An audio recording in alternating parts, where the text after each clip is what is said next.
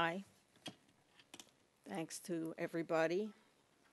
I second the thanks of all those who preceded me, and I want to thank everybody for their really amazing and diverse presentations. I am here only as something of a fangirl, since I really don't know very much about film scholarship on Marker, but this is for Paul. And I have to say I completely agree with what one might say as an artist one could be taking. Oh yeah, that clock is gigantic. From Christian Francois Bush Villeneuve. Chris Marker, born and died July 29th, my birthday, though his dates so far bracket mine, obviously. The Hungarian revolt was suppressed in 1956, and that will matter for my presentation, just to keep in your mind. The Khrushchev speech of February 25th, 1956, was kept secret for a time by the French Communist Party. And Letter from Siberia is a film from 1957.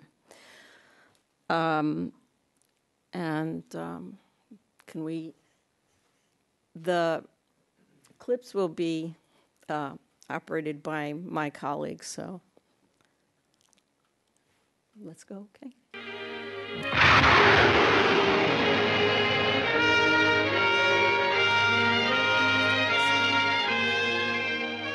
The lights, not the sound. Sorry.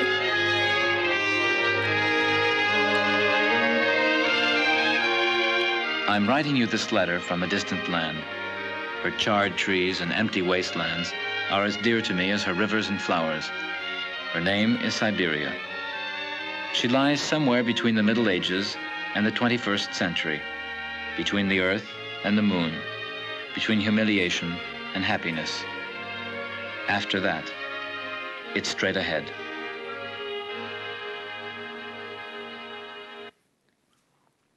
This is a film that asks how to tell a story.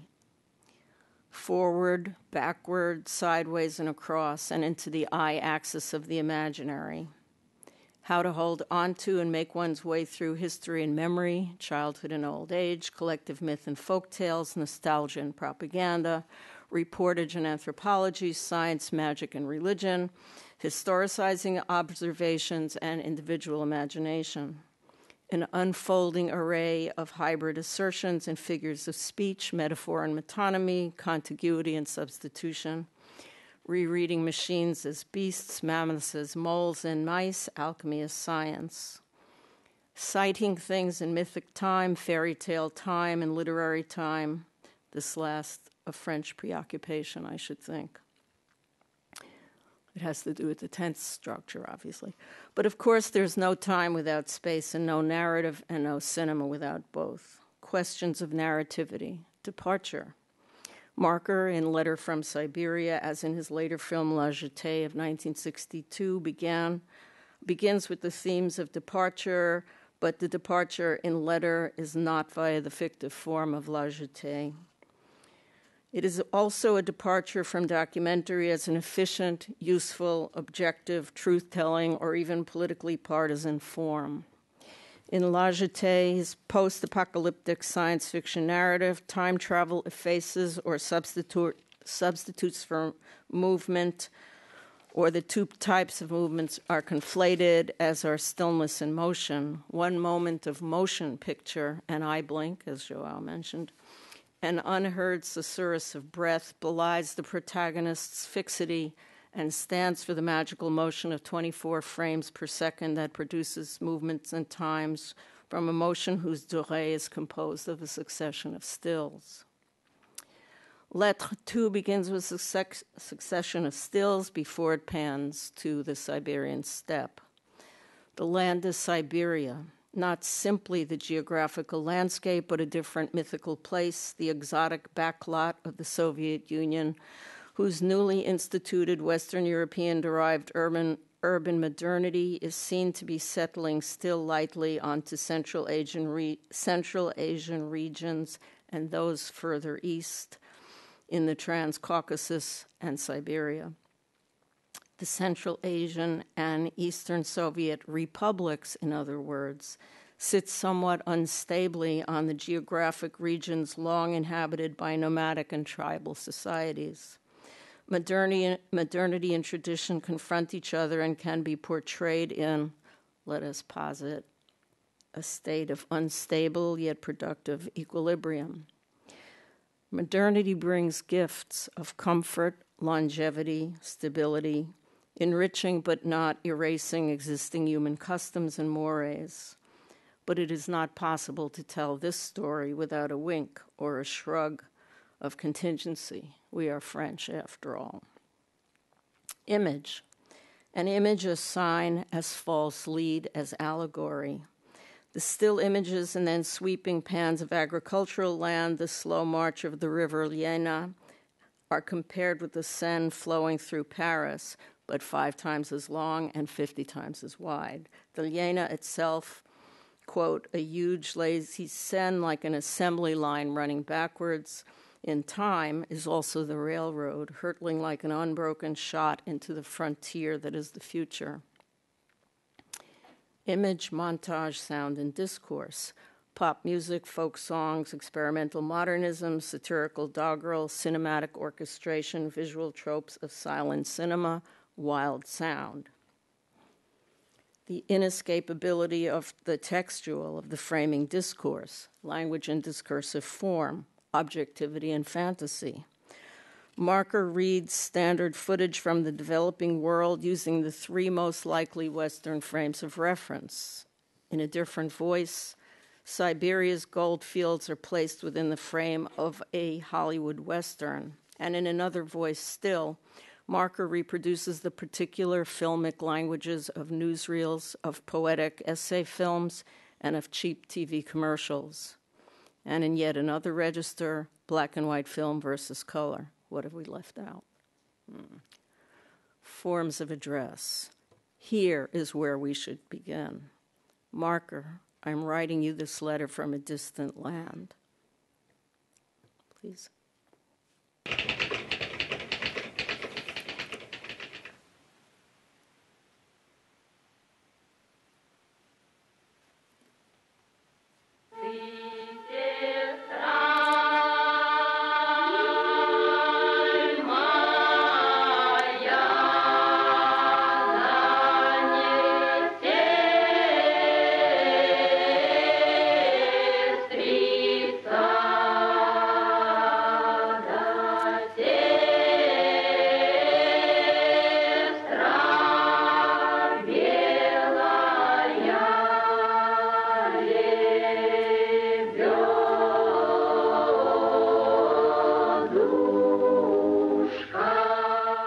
I'm writing you this letter from a distant land.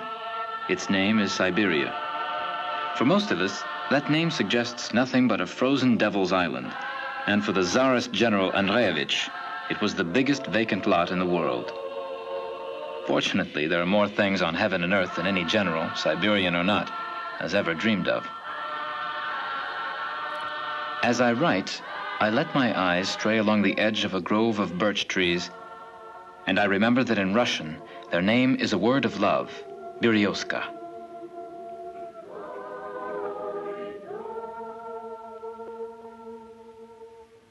This might be autumn in Yorkshire or Connecticut if it weren't for these telegraph workers, booted like Mikhail Strogoff, going through the motions of shoemakers at the altitude of tightrope walkers. They convince you that you're looking at Siberia. And it's not just the local color, the boots, the fur caps, and the peppermint collars around their horses' necks. It's the realization, for example, that if one of these climbing Cossacks absent-mindedly reeled in his line, he'd find himself holding a ball of wire 4,800 miles long.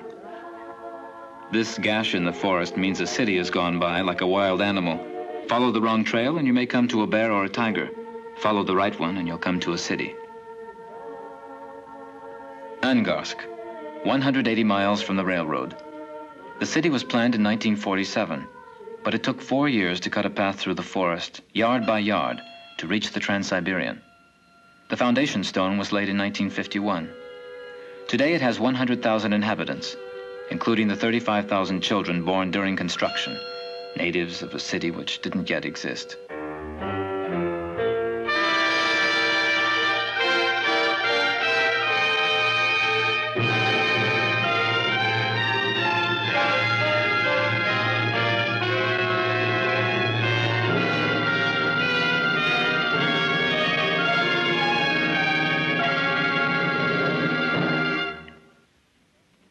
When you've left the last house behind you, though, you're back in the Stone Age forest, the taiga.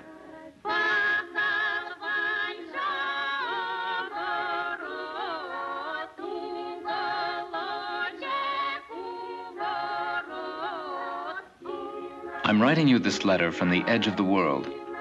According to a Siberian proverb, the forest was made by the devil.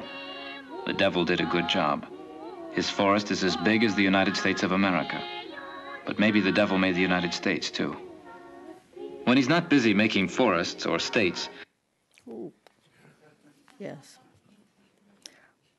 Begin with terrain, steps and birches, potentiality, and love. A playful interrogation of footage of men installing telegraph wires provokes an outpouring of geographic, historical, circus-related, novelistic, mythical, Soviet propagandist, and metaphoric observations. The taiga, the forest, is possibility incarnate, but not a void. The forest was made by the devil. The devil did a good job. His forest is as big as the United States of America, but maybe the devil made the United States too. Letter. That is the epistolary form. The opening titles are accompanied by the sound of a clacking typewriter. The epistolary form, in prominent use by Frenchmen of the historical literary past, led, it has been said, to the birth or rebirth of the novel, works in the form of personal letters. Here's my double entendre, sometimes in French letters, and travelogues. After the late 17th and 18th century, I imagine it began to bore people, or at any rate began to seem limited, quaint, unsophisticated. I don't know, in favor of a description of the bourgeois life world and its possessions, the realist novel. This form, the epistolary, reappears in Marker's work, an essayistic form that puts the I alongside the I at the beginning, as witness, commentator, questioner, and storyteller, though sometimes as the dreaded, unreliable narrator, down with voice of God narration. Marker, in an interview of 1996, said, "Contrary to what people say, using the first person in films tends to be a sign of humility. All I have to offer is myself." But why should we believe him? I don't. A hiker walking in a straight line in the taiga is always sure to get lost in the forest. Dans tous les sens. I have to apologize for my French, but I'm throwing it in anyway. Everyday life, writes Kristen Ross in The Emergence of Social Space, is neither the realm of the intentional monadic subject dear to phenomenology, nor does it dwell in the objective structures, the language, institution, kinship structures that are perceptible only by bracketing the experience of the individual subject. Neither the subjective, that is the biographical, nor the objective, the discursive, but both, literally and dans tous les sens. Dans tous les sens, she writes, following Rambo. Marker's Montage, a powerfully liberatory form, destabilizes narrative and epistemological certainty dans tous les sens. Jokes, cheap shots, sarcasm, exuberance, joy, gestures at eroticism and pleasure, thinness of aspirations, incommensurabilities. This film troubles the telling of any story about unruly, quote, human affairs, unquote. Yet, this film, Letter from Siberia, projects a faith sometimes dubiously vivid in the scientific rationalism of Soviet construction. In later life, Marker disowned this film, as we've heard, among others, for its naivete. Now, the next clip, we're going to scan at about 8 times because, in fact, Nora Alter has kindly already showed it. But we need the sound, even if it's going to be gibbering. and the knout. Quite a few got lost en route. 30 centuries later, we had to dig them out. Oddly enough, the only animal which the Siberians and the Chinese could conceive to be related to the mammoth was the mole. They were convinced that he was one of the giant variety, digging huge tunnels and humping the earth with his forehead. That imposing animal's weak spot was his extreme sensibility to sunshine. If he was struck by a single ray of light, he died, instantly. And the proof of this, said the Chinese, who were strong on logic, was that whenever you met a mammoth in the open, it was dead. Hence the Chinese word for mammoth, chu mu, which means mother of mice. I cut it off there with presumably Bernard Buffet drawing him. An abrupt cartoon interlude pitches us headlong underground, linking the fabled traveler Marco Polo to mammoths, real but still improbable and confused with the body parts of saints, which is a part I cut off, who disrupt history and taxonomy by rising to the surface, from myth and history to the still semi-magical, still not quite scientifically grounded present of an early historical era. The mammoth, and whose else's story is this? Dogs, sheep, goats, cattle, a mole, cats, fleas, tigers, wolves, a bear, the symbol of Russia itself, though a small and tattered one, dinosaurs, horses, both real and transcendental, and, quote, the sable, a nasty little beast that would make you like furs, and the Arctic fox, a sweet little thing that would make you prefer nylon.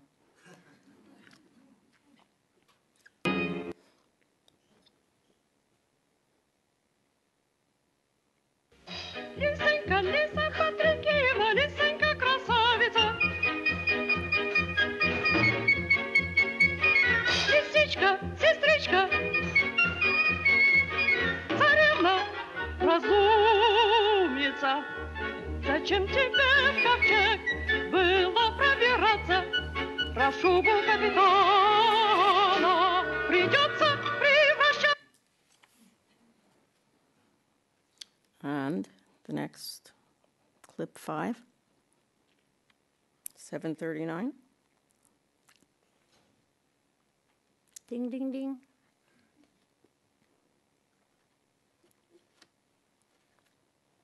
Give me a sign. Okay, good. Ты по улице хочешь гулять и гостинцы ребяткам раздавать. On the outskirts of Yakutsk, as we were coming back to town, an interested audience was watching the antics of Ushatik the bear. He'd managed to slip his leash and was demonstrating his anarchist tendencies with the shifty quickness of a puppy. For a moment, it even looked like he was going to get his paws on Boris Sergeyevich's motorcycle. Had Ushatik been corrupted by the movies? Was he going to ride away like the trained bears in the Moscow circus? But no, his greediness got the better of his thirst for freedom. A touching sight. But let cynics be comforted. Boris Sergeyevich watches over Ushatik with such fatherly concern because he's thinking of the day not so far away when he's going to eat him. Going to eat him. And then there are, of course, Siberian reindeer, quote, the closest thing to a bicycle that God ever created, quote, and the subject of a commercial. Next clip, please, number 6. They're the closest thing to a bicycle that God ever created. If I had the money, I'd shoot a spot commercial in their honor, and I'd run it between 2 showings, or better still, between 2 reels. The picture would break off suddenly, and you'd see something like this.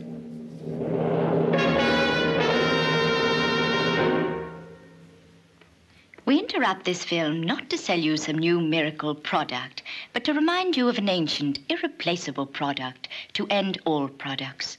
Reindeer. They make fine pets. They're less of a nuisance than dogs. Less No, I think we're supposed to still continue till... dating than cats. Right. Less insidious than fleas. 9:57. Reindeer are all these things and more. Are you dissatisfied with your car? Reindeer will transport you. Are you dissatisfied with your tailor? Reindeer will dress you. Are you dissatisfied with your doctor? Reindeer will look after your health. Are you dissatisfied with your interior? Reindeer will redecorate you. Are you dissatisfied with your destiny? Reindeer will bring you luck. And don't forget that for young and for old alike, reindeer are wholesome food, chock full of life-giving chlorophyll. Housewives of the world, wherever you may be, in Moscow, Rome, New York, Peking, or Paris. Beware of imitations such as moose or elk. Always ask for genuine reindeer.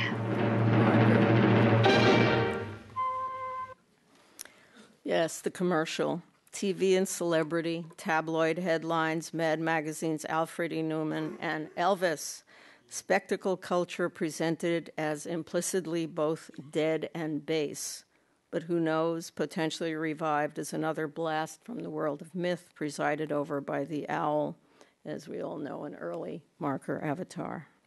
Fashion, decor, industry destiny always ask for genuine reindeer. But more to remark on is the fate of animals at human hands, which was very evident in the earlier clips.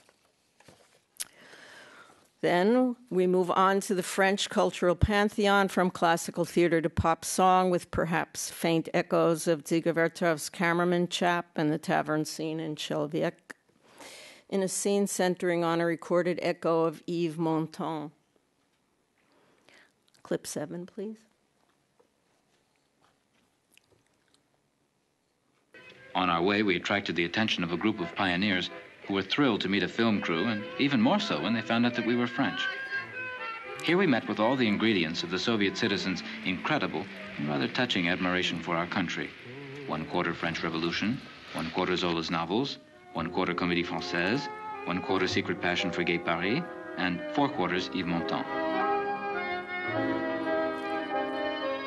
Montand and his wife Simone Signoret, at that time fellow travelers or communists, controversially toured the USSR not long after it crushed the Hungarian uprising of '56. For some reason, this makes me cry.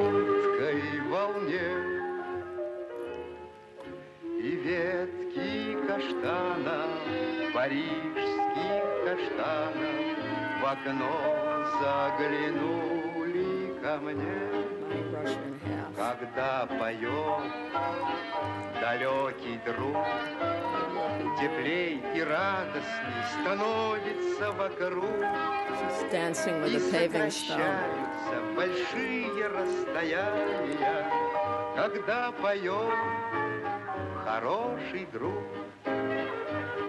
Влюбленные кружатся пары, и молодость дружит с певцом, и музыке вторят большие бульвары с московским садовым кольцом. Quand on écoute l'ami lointain, de bonheur et de joie nous emplissons refrain.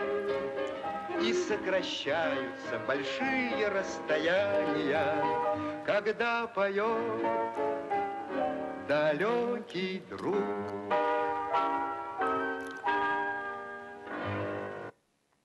This cozy but lush interlude on the street with workers and passers-by launches us into that direct confrontation with the documentary that I mentioned in passing earlier.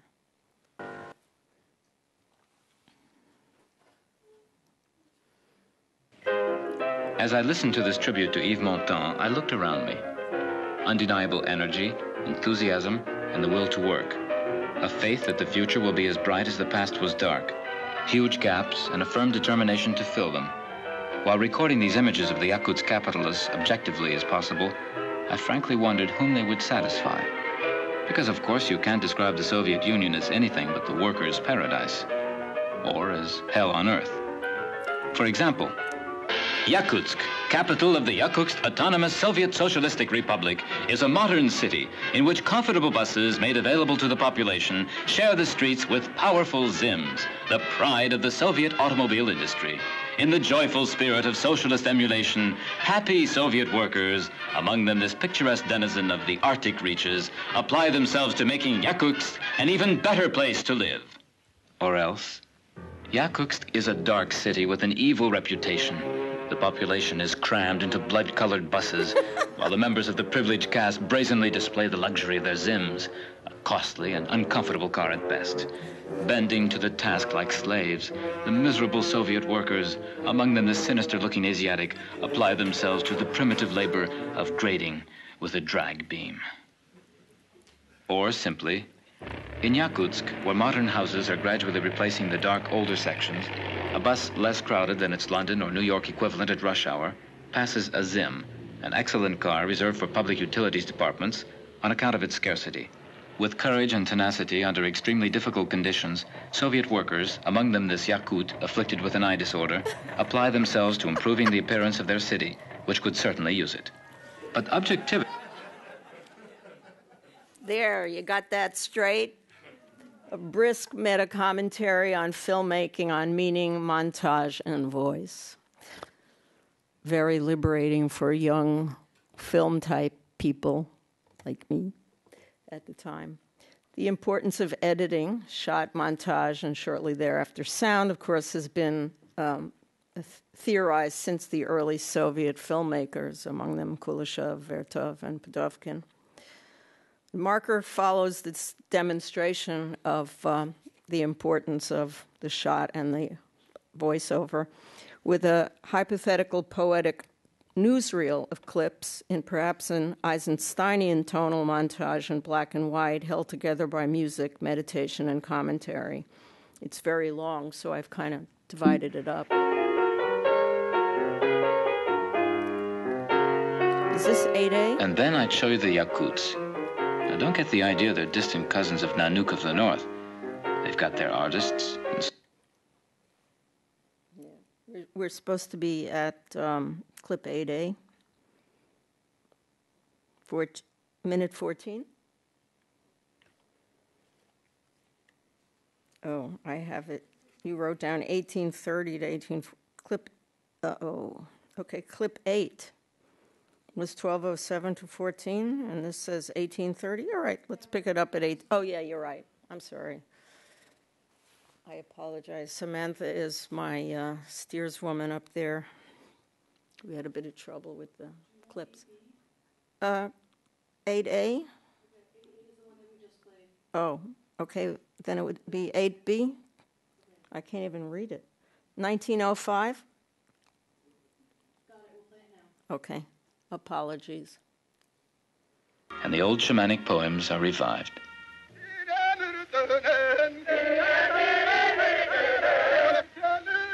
Approach, O stallion of the steppes, and teach us. Come forth, magic bull of the universe, and answer. O spirits of the sun, who live on the 7 southern hills, O jealous mothers of light. Let your 3 shadows stand tall and straight. And thou in the west, on thy mountain top, O Lord my Father, with thy dreadful strength, thy powerful neck. Okay. 8C, I guess. 2048.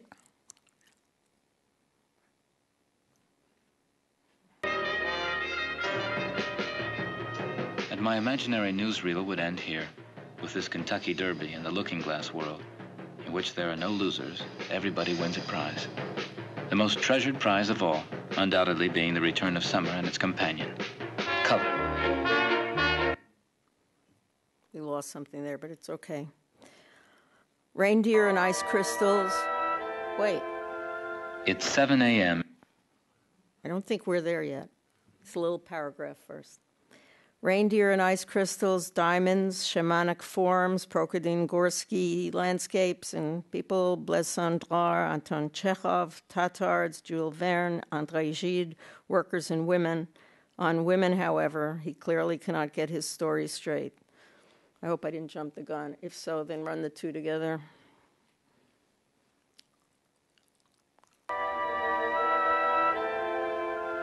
It's 7 a.m. in Irkutsk, midnight in London, and 7 p.m. in New York. You're asleep or having dinner. I'm looking at the Irkutsk Dam, sitting on its own reflection like a station in outer space. The morning shift goes to work on the dam when the evening shift is coming off at Roots, and the night shift is going on at Bethlehem Steel. Big pressure cookers made out of erector sets loom through the fog, not yet moving. Here, across the river Angara. Why are we stopping? Is this 2107 to 2345? We're at 2345. Uh-oh. What's... You want to go to 2345? Yeah, that's what it says. on the very yeah, spot where Mikhail my Strogoff was printed surrounded by text is fire. 2345. They're building the biggest power plant in southern Siberia. Sorry. While Angara fishermen are already catching their first fish, Tam's fishermen have already caught 10 in their dreams. And now here's the shot I've been waiting for, the shot you've all been waiting for, the shot no worthwhile film about a country in the process of transformation could possibly leave out. The contrast between the old and the new. On my right, the heavy-duty truck, 40 tons. On my left, the Tiljega, 240 pounds. The past and the future, tradition and progress, the Tiber and the Orontes, Philomena and Chloe. Take a good look, because I won't show them to you again. It's 1 minute past 7. A truck from Irkutsk makes the pontoons bob under the floating bridge. And at the same instant, a lorry honking its horn rouses 411 people out of a sound sleep in Liverpool. 4 turbines are already functioning. But the problem is not just to light Irkutsk. The problem is to electrify a whole district, which will constitute the base of operations for the conquest of those frozen wastes. This is where everything begins. The soil reclamation program, the increase in natural resources, and the resulting rise in the standard of living, but also the spiritual acquisitions that come after material transformations, the way nuts come after bolts, curiosity, contemplation, extended horizons, and culture. It's 2 minutes past 7. The pressure cookers start to move.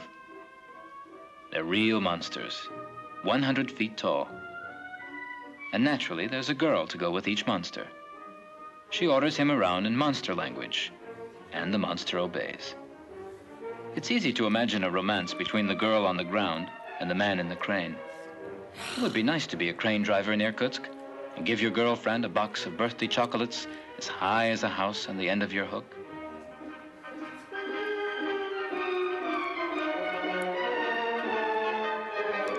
Romanticism plus electrification, construction and romance, chalk it up to romanticism. Time and clock time, past and future, scaled up versions of a domestic pressure cooker or a child's erector set, a la Alice in Wonderland. Something I'm skipping, which is Flowers of Cold, which is an underground reprise of the idea of the underground, about which we could have a whole conference, and Earth to the Moon. Quote, culture is what's left behind when everyone has gone home.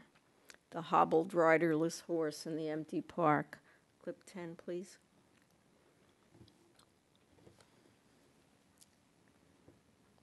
Including the culture parks, those playgrounds for adults which winter also empties of their visitors. Culture is what's left behind when everyone has gone home.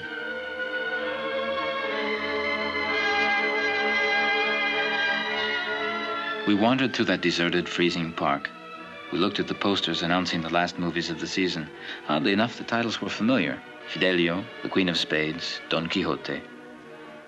A little gypsy wind was scraping our bones, and in front of the library, the statue of Ordzhonikidze, bolted to its pedestal like Ulysses lashed to his mast, looked as surprised as we were to see a strange visitor at the far end of the path, a black horse with its legs hobbled. Ordzhonikidze had been deported to Yakutsk before becoming its protector. Had he also become the guardian angel of escaped horses seeking refuge in this windswept cathedral?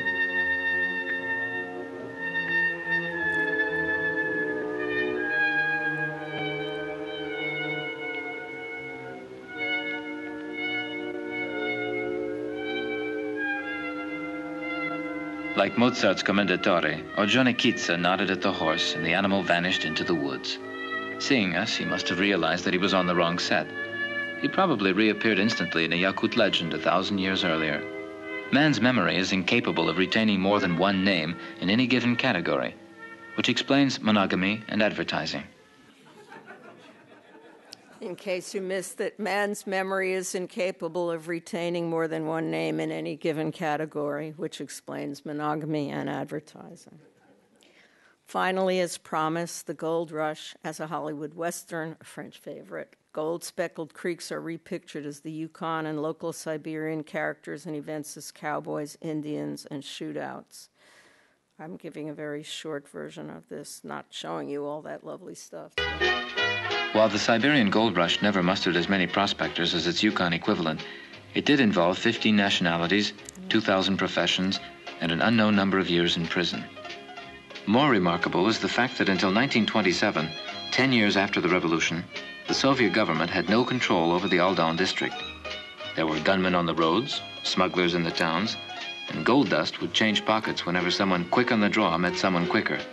In short, you had all the ingredients of a Western. In those days, knives between the shoulder blades were more common than hammers and sickles on the shirt sleeves. As for women, they say there were none at all in the beginning, which is a sad thought. And that later there was only one, which sounds even worse. But that woman was a communist. And it was she, one Judith against 4,000 bearded Holofernes, who saved the city. Today, under the watchful gazes of a few surviving Holofernes, the gold diggers have become workers like any others. But in memory of that woman who achieved the triumph of right over might, the gold in Aldan is guarded and handled only by members of her sex.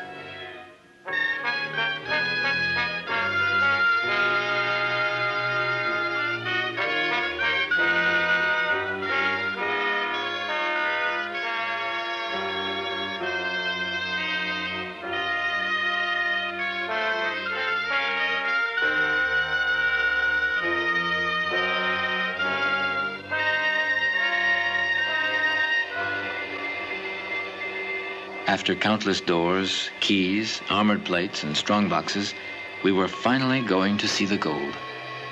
We saw it. Here it is.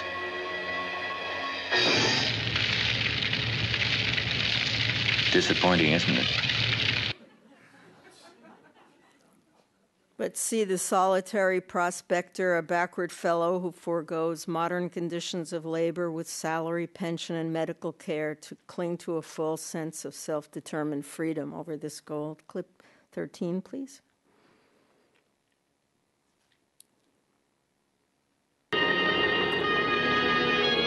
But there are also the rugged individualists.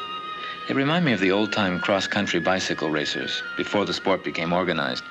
You'd see them wandering around town at every halt with their bikes on their shoulders looking for a hotel or a repair shop. Similarly, but in their case deliberately, the last gold diggers shun organization and security. Their technique is the same as the dredge. They use the old California sluice gate, which deposits the gold in the bottom of a gutter. But the dredges bring up more gold in a day than these men do in a year. If they became workers, they'd earn more and live far better. But they want the gold. The Yakut princesses were buried wearing solid gold rings set with tiny scraps of iron, a far more precious metal in those days. And when I jokingly asked a worker if he wasn't tempted by the nuggets in his care, he answered quite sincerely, "What for? I don't need any false teeth." These are two examples of the same healthy indifference before and after a short bout of fever. But the lone prospectors have never gotten over the fever, and perhaps they never will. Tolerated at times, outlawed at others, they live in the wake of the dredges like gleaners on the heels of harvesters. Sometimes they're drafted for menial work, but most often they're left to their own devices.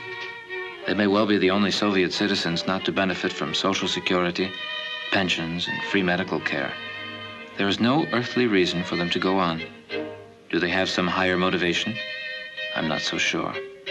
There is scarcely more freedom in their individualism than there's gold in the mud they sift. However, they've been handling them both for so long now that at times they forget which one they're looking for. The moral in this tale's telling is that gold dust is simply dirt. Down with the Wild West. We exit this fantasy, moving toward a potentially better denouement with a strong pulse of pre-modern culture underpinning the present. The narrator says, "Our irony may be more naive than their enthusiasm." The narrator says, "I am writing you this letter from a distant land. The arrow shot by the hero in a Yakut's folk opera rises into the sky of myth, turning through cinematic agency into the rocket ships of modern Tunguska, with images of men and women staring into microscopes. I'm writing you this letter from the edge of the world." 14. On the banks of the Lena, the heroes gather for the quest. Soruk Burur, Ai Umsur, Aneskal. These knights with names like swords are the Lancelots and the Galahads of an adventure that will take them all the way to the pole. Lacking a compass, they have Nirgun Butor's symbolic arrow to guide them like a star.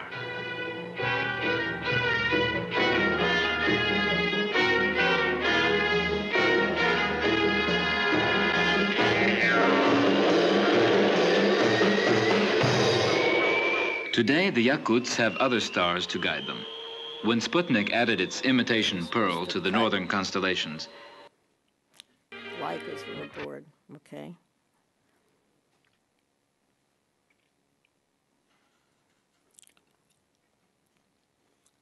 Back to 15, and as we can close. I'm writing you this letter from a distant land. Her charred trees and empty wastelands are as dear to me as her rivers and flowers. Her name is Siberia. She lies somewhere between the Middle Ages and the 21st century, between the earth and the moon, between humiliation and happiness. After that, it's straight ahead.